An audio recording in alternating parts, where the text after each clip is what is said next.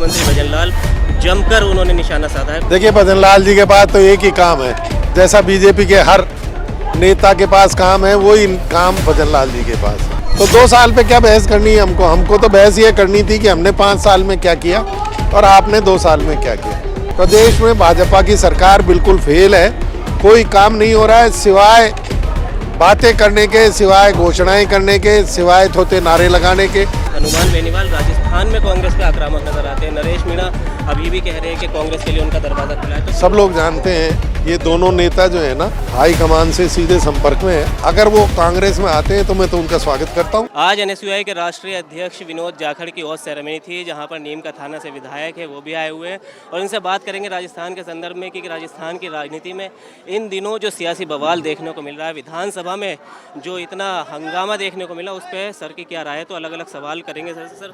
सबसे पहले जो अभी आपने स्पेशल सेशन देखा कि 2.5 साल बनाम 5 साल, तो उसको लेकर आपकी क्या राय है? क्योंकि अगर पिछले ही दिन की बात करें तो मुख्यमंत्री भजन लाल जमकर उन्होंने निशाना साधा है कांग्रेस पर भी और पीछे खासकर गहलोत सरकार पर। देखिए, भजन लाल जी के पास तो एक ही काम है, जैसा बीजेपी के हर नेता के पास काम है, वही काम भजन लाल जी के पास है।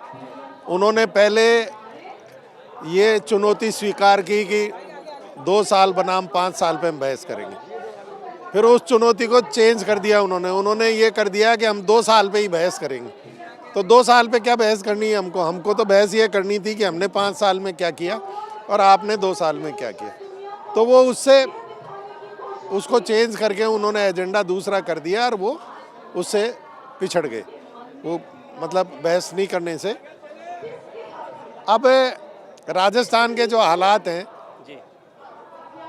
कल जूली जी ने, हमारे नेता प्रतिपक्ष ने सारे सिलसिलेवार उनको बताए, सारे विधायकों ने इतनी जो डिमांड थी, मांगे थी, उन पे सारी हालात प्रदेश के उनको बताए।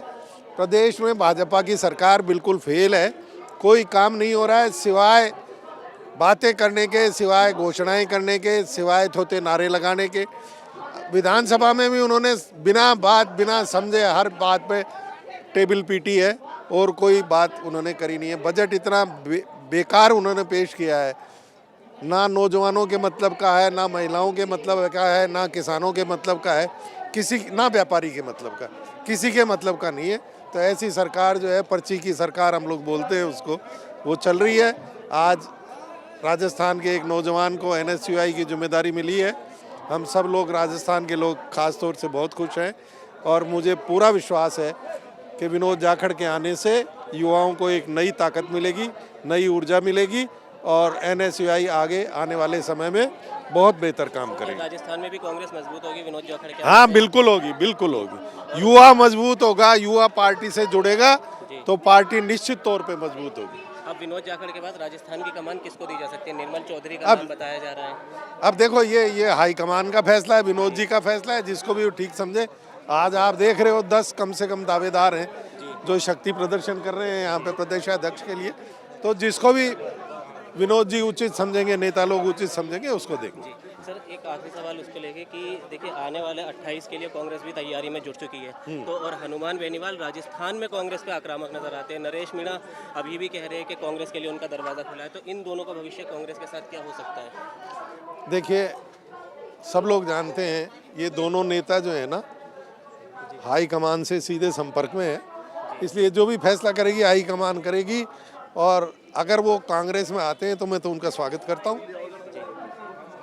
बहुत बहुत धन्यवाद सर आपका TV9 राजस्थान से बातचीत करने के लिए। तो ये है नीम के थाना से कांग्रेस विधायक, जिन्होंने पूरी सेरेमनी में अभी अपनी बात भी रखी और विनोद जाखड़ के लिए जो कुछ कहा वो आपने सुना। अब देखिए राजस्थान में क्या कुछ सियासी बवाल आने वाले समय में दिखाई दे सकता है, वो सब आपको TV9 राजस्थान पर बताते रहेंगे।